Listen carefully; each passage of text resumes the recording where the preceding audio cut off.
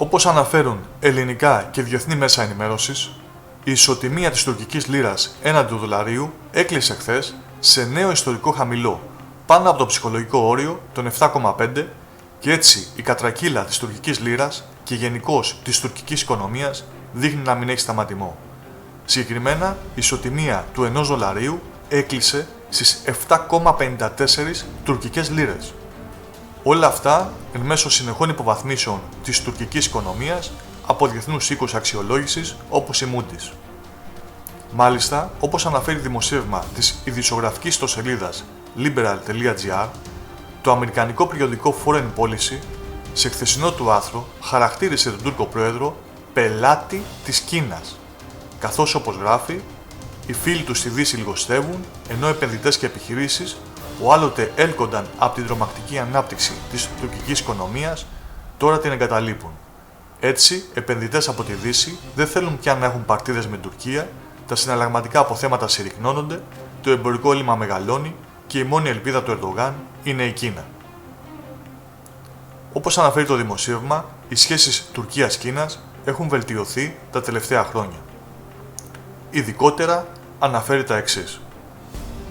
Από το 2016 και μετά, η συνεργασία των δύο χωρών έχει ενισχυθεί σημαντικά και σήμερα η Κίνα είναι η δεύτερη μεγαλύτερη εταίρος στις εισαγωγές μετά τη Ρωσία, ενώ έχουν υπογραφεί 10 διμερείς συμφωνίες στους τομείς της υγείας και της πυρηνικής ενέργειας. Η Κίνα, σημειώνει το Foreign Policy, έχει επενδύσει $3 δισεκατομμύρια στην Τουρκία και σκοπεύει να τα διπλασιάσει έως το 2021.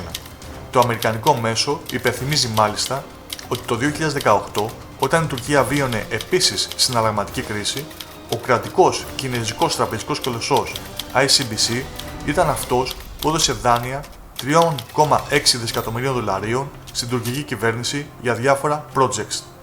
Το καλοκαίρι του 2019, όταν το κόμμα του Ερντογάν υπέστη τεράστιο πλήγμα στην Κωνσταντινούπολη μετά την ήττα στις δημοτικές εκλογές από τον Εκρέμ Ιμάμογλου, η Κεντρική Τράπεζα της Κίνας μετέφερε σε ένδειξη στήριξης του Ερντογάν $1 δισεκατομμύριο. Τον Ιούνιο του 2020 η Κίνα ήταν αυτή που και πάλι έδωσε σανίδα σωτηρίας στον Τούρκο πρόεδρο, επιτρέποντας σε τουρκικές επιχειρήσεις να χρησιμοποιούν το Yuan για εμπορικές συναλλαγές. Τα λεφτά της Κίνας, καταλήγει το Foreign Policy, βοηθούν τον Ερντογάν να αποφύγει την προσφυγή στο Διεθνές Νομισματικό Ταμείο, εξέλιξη που θα τον ανάγκαζε να προχωρήσει σε μεταρρυθμίσεις και να χάσει τον πλήρη έλεγχο της οικονομίας.